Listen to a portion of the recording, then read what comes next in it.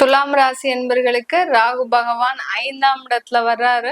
அடுத்து கேது பகவான் 11ஆம் இடத்திற்கு போறாரு. அதனால துலாம் ராசி அன்பர்கள் ஒரு காலகட்டத்துல பாத்தீங்கன்னா நிறைய ஒரு மற்றவர்களுக்கு உதவி செய்யக்கூடியவர்களாக ராகு பாத்தீங்கன்னா ஒரு கத்திரிக்கோள் மாதிரி ஒரு உறவை அப்படியே கட் பண்ணிக்கிட்டே இருப்பாரே தவிர அவர் மீண்டும் சேர்த்து வைக்கவே மாட்டார்.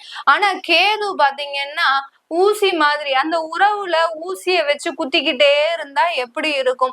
அந்த அளவிற்கு வலியும் வேதனையும் இருக்கும். அந்த உறவை பிரியவும் முடியாது.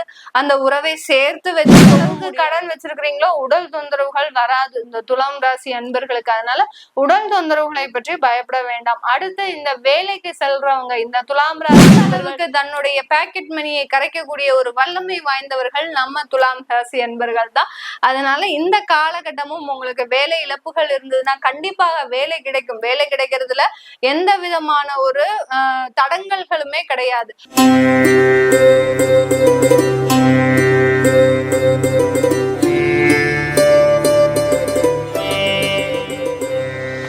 ஜோதிடர் யுகம் நேயர்கள் அனைவருக்கும் ஆஸ்ட்ரோ பூர்ணாவின் அன்பார்ந்த வணக்கங்கள். இன்னைக்கு நாம பார்க்கக்கூடிய சிறப்பு தலைப்பு ராகு கேது பெயர்ச்சி 2025 மே மாதம் 18ஆம் தேதி இரவு சுமார் 7:36 அந்த ராகு பகவான் மீன ராசியிலிருந்து கும்ப ராசிக்கு பெயர்ச்சி ஆகிறார்.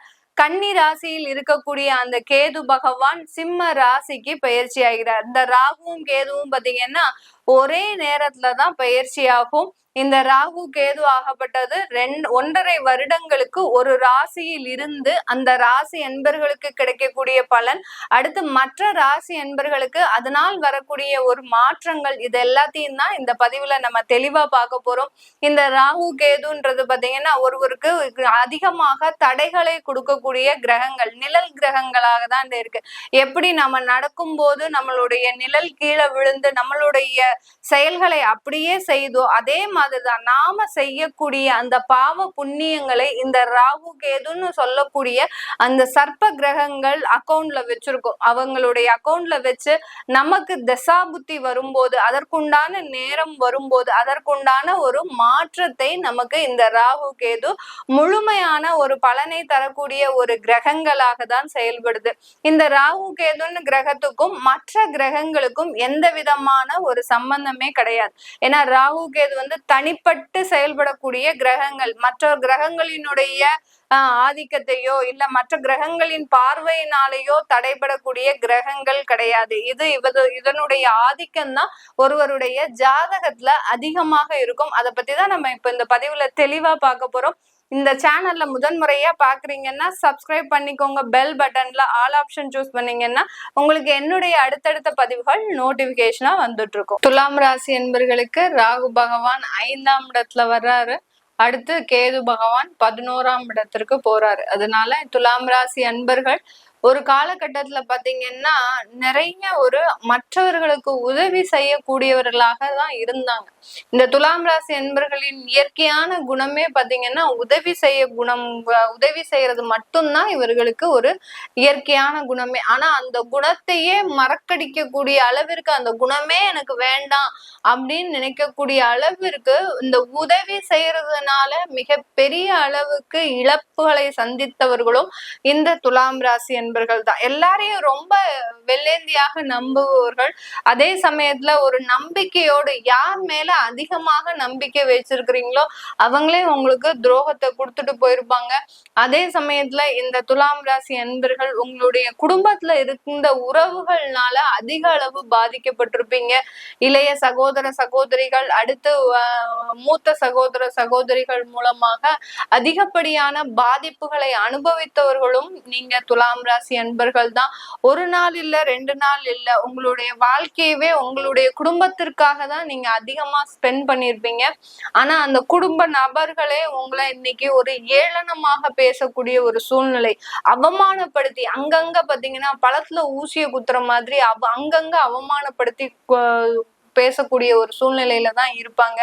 இது எல்லாத்தையுமே நம்ம மறந்து அவர்களோட பயணிப்போம் அப்படின்னு பார்க்கும்போது நம்மளுடைய பர்சனல் விஷயங்களை அவங்க வெளியில எடுத்து பேசுவாங்க. அதாவது உங்களுடைய கணவரை பத்தியோ இல்ல உங்களுடைய குழந்தைகளை பத்தியோ இப்படி அந்த உறவினர்கள் உங்களுடைய வாழ்க்கையினுடைய தலையீடு அதிகமாகிட்டே இருக்கிறதுனால எந்த அளவுக்கு உதவி செய்யணும் அப்படின்ற ஒரு மனப்பான்மை இருந்ததோ அந்த அளவுக்கு இந்த துலாம் ராசி அன்பர்களுக்கு அந்த உதவி செய்யணும் அப்படின்ற ஒரு எண்ணமே இல்லாம போச்சு. உதவியா நானா இனிமேல் நான் யார் வீட்டுக்குமே போக மாட்டேன், எந்த ஒரு விஷயத்திலயுமே நான் தலையிட மாட்டேன், எல்லாருமே என்னையும் என்னுடைய குடும்பத்தையும் தான் அவமானப்படுத்தி பேசுறார்களே தவிர அவர்களுக்கு நான் செய்த உதவியை பத்தியோ அவர்கள் அதை பத்தி எல்லாம் என்ன வேண்டாம், பட் அந்த ஒரு ஒரு நன்றி விசுவாசம் இல்லாமல் இருக்கிறாங்க அப்படின்னு அந்த பழசையே நினைச்சு ரொம்ப ஆதங்கப்படக்கூடிய இந்த துலாம் ராசி அன்பர்களுக்கு இந்த கேது பகவான் 12ஆம் இடத்துல இருந்து 11ஆம் இடத்திற்கு வந்திருக்கிறார்.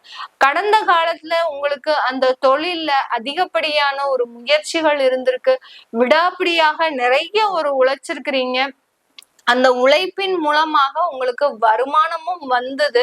இந்த காலகட்டம் அந்த வருமானம் கடனாக போகிறதுக்கு உண்டான ஒரு நேரமாக இருக்கும். உங்களுக்கு ஒரு வருமானம் வருதா, அதை போய் நீங்க யாருக்காவது கடனா கொடுக்கறதுக்கோ இல்ல ஒரு தேவையில்லாத ஒரு செலவுகளுக்கு ஆட்படுத்துவதற்கு இந்த காலகட்டம் இந்த துலாம் ராசி அன்பர்களுக்கு இருக்கு. அதே சமயத்துல குடும்பம்னு வரும்போது இப்போ நெக்ஸ்ட் குடும்பம் வந்துடும். உங்களுடைய குழந்தைகள், உங்களுடைய கணவன், உங்களுடைய மாமனார் மாமியார், இந்த மாதிரியான அந்த குடும்பத்துல இருக்கக்கூடிய அந்த குழந்தைகளுக்கு அதிகப்படியான செலவுகளை செய்யக்கூடிய ஒரு தருணம். உங்களுடைய குழந்தைகளை நல்ல ஒரு கோபுரத்துல வச்சு பார்க்கணும், அழகு பார்க்கணும்ன்ற ஒரு எண்ணம் தோன்றும். இந்த காலகட்டம் அதற்குண்டான முயற்சிகள்லாம் எடுப்பீங்க. எப்படிப்பட்டாலும் நம்ம கடன் வாங்கியாவது நம்ம குழந்தைகளை நல்ல ஒரு உயரத்திற்கு கொண்டு வரணும் அப்படின்ற ஒரு எண்ணம் மேலோங்கி இருக்கும். அந்த குழந்தைகளின் நலனுக்காக அதிகப்படியான ஒரு வேலைகளை செய்யக்கூடிய ஒரு தருணமாக இருக்கும். அந்த குழந்தைகளினுடைய வளர்ச்சிக்காக நிறைய ஒரு பிரயத்தனம் எடுக்கக்கூடிய ஒரு தருணம். இது எல்லாமே செய்யறேன் மேடம், பட் ஆனா என்னுடைய குழந்தை என்னை மதிக்க மாட்டேங்கிறாங்க, என்னுடைய குழந்தை எனக்காக 2 ஆறுதல் வார்த்தைகள் சொல்ல மாட்டேங்கிறாங்க அப்படின்ற ஒரு எண்ணமும் இந்த காலகட்டத்துல வரும். அந்த 5ஆம் இடத்துல ராகு பாத்தீங்கன்னா ஒரு கத்திரிக்கோள் மாதிரி ஒரு உறவை அப்படியே கட் பண்ணிக்கிட்டே இருப்பாரே தவிர அவர் மீண்டும் சேர்த்து வைக்கவே மாட்டார். ஆனா கேது பாத்தீங்கன்னா ஊசி மாதிரி அந்த உறவுல ஊசிய வச்சு குத்திக்கிட்டே இருந்தா எப்படி இருக்கும், அந்த அளவிற்கு வலியும் வேதனையும் இருக்கும். அந்த உறவை பிரியவும் முடியாது, அந்த உறவை சேர்த்து வச்சுக்கவும் முடியாது. அந்த அளவிற்கு அந்த ஊசியின் வலி மிக அதிகமான ஒரு வலியாக இருக்கும். ராகு அப்படிலாம் கிடையாது, வலியே கிடையாது, டைரக்டா கட் பண்ணி விட்டுருவாரு, அந்த உறவு அதோட முடிஞ்சது, அவ்வளவுதான். இனிமேல் அந்த பக்கம் எட்டியே பார்க்க கூடாது. அந்த அளவிற்கு அந்த ராகு அந்த கர்மாவை அதிகமாக செய்யக்கூடியவர். கேது அந்த கர்மாக்கு உண்டான நிவர்த்தியை தரக்கூடியவர். அதனால கேது இருக்கு, கேது திசை நடக்குது, கேது புத்தி நடக்குதுன்னா நீங்க தயவு செய்து பயப்படாதீங்க. உங்களுக்கு உண்டான தீர்வுன்றது கண்டிப்பா இந்த துலாம் ராசி என்பர்களுக்கு இருக்கும்.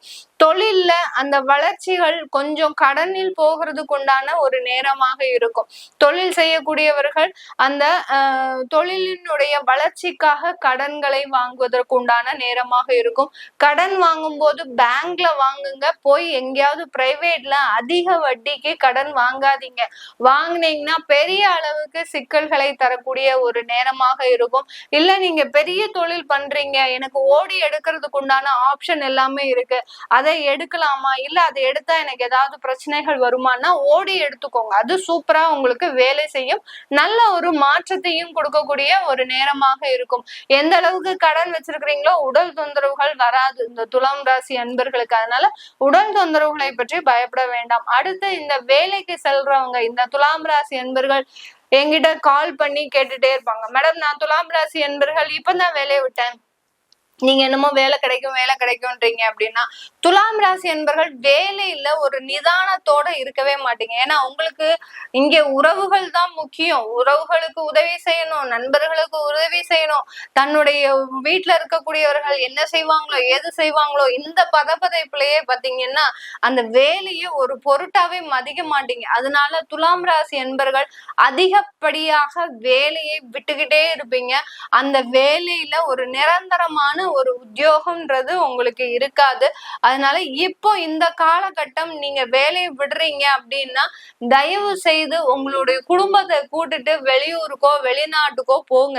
போனீங்கன்னா தான் உங்களுடைய வேலை நிரந்தர வேலையாக இருக்கும். இல்லாட்டி நிரந்தர வேலை இருக்கவே இருக்காது.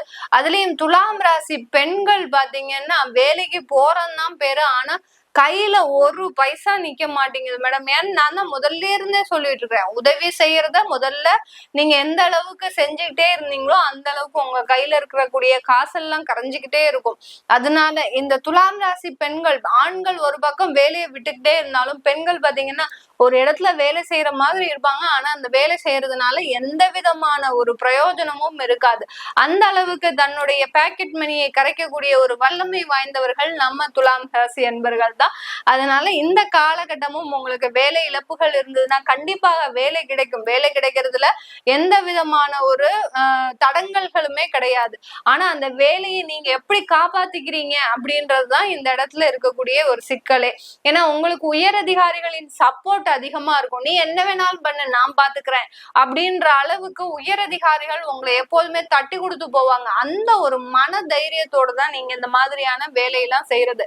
அதனால இனிமேல் முதற்கொண்டாவது இந்த துலாம் ராசி என்பர்கள் வேலையை விடும்போது தேவையில்லாமல் அன்னெசரியா விடவே கூடாது. அவர்களா நம்மளை வேலையை விட்டு அனுப்ப போறாங்க அப்படின்னு தெரிஞ்சிருந்தா மாத்திரம் வேலையை விடுங்க.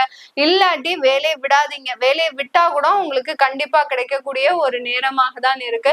குழந்தை பாக்கியத்துல நிறைய தடைகள் இருக்கு இந்த காலகட்டத்துல. புதுசா திருமணமான தம்பதிகளா இருந்தீங்க அப்படின்னா குழந்தை பேருக்காக நிறைய ஒரு முயற்சிகளை எடுக்க வேண்டியது இருக்கும். அதுல ஒரு நிறைய சண்டை சச்சரவுகளும் வர்றதுக்கு வாய்ப்புகள் இருக்கு. தாம்பத்திய உறவு பெருமளவு ஒரு நல்ல ஒரு வளர்ச்சியை கொடுக்காது. மெயினா இந்த துலாம் ராசி என்பர்களுக்கு இந்த ராகு கேது பெயர்ச்சி பாத்தீங்கன்னா காதலர்கள் வாழ்வில் கொஞ்சம் போராடக்கூடிய ஒரு நேரமாக இருக்கும். காதலர்கள் கையில காதலர்கள் அடிமடியிலேயே கை வைக்க போறாரு இந்த ராகு பகவான். அதனால காதலர்கள் யாருமே வாய் திறந்து பேசாதீங்க. பேசினீங்கன்னா இந்த காலகட்டம் பிரச்சனையை தான் கொடுக்கும் துலாம் ராசி அன்பர்களுக்கு.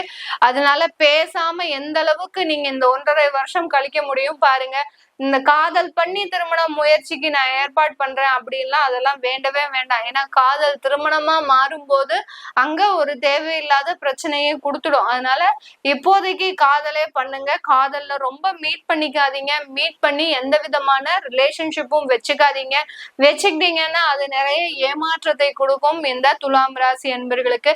இது எல்லாமே நம்ம கோச்சார நிலவரப்படி பலன்களை கணிச்சு சொல்லிட்டு இருக்கிறோம். உங்களுடைய சுய ஜாதக தசாபுத்தி பலன்களை பார்க்கணும்னு நினைக்கிறவங்க, உங்களுடைய குழந்தைகளுக்கு ஜாதகம் எழுதணும், நியூமராலஜி படி பெயர் வைக்கணும்னு நினைக்கிறவங்களும் கீழே இருக்கிற நம்பருக்கு வாட்ஸ்அப்ல நீங்க மெசேஜ் போட்டீங்கன்னா உங்களுக்கு உண்டான தேவைகள் தகவல்களா வரும். அடுத்து நான் ஒன்லி போன் கன்சல்டேஷன் தான் பண்றேன். நேரடி அப்பாயின்மெண்ட்ஸ் கிடையாது. நிறைய பேர் போன் பண்ணி எங்களுக்கு நேரடியா பார்க்கணும், நேர்ல வந்து உங்களை கன்சல்ட் பண்ணணும்னு சொல்றாங்க. பட் நான் நேர்ல யாருக்கும் கன்சல்டேஷன் கொடுக்கறது இல்லை. வீடியோ கால் அப்பாயின்மெண்ட் இருக்கு, தாராளமா அதை நீங்க யூஸ் பண்ணிக்கலாம். உங்களிடமிருந்து விடைபெறுவது உங்கள் ஆஸ்ட்ரோ பூர்ணா. நன்றி, வணக்கம்.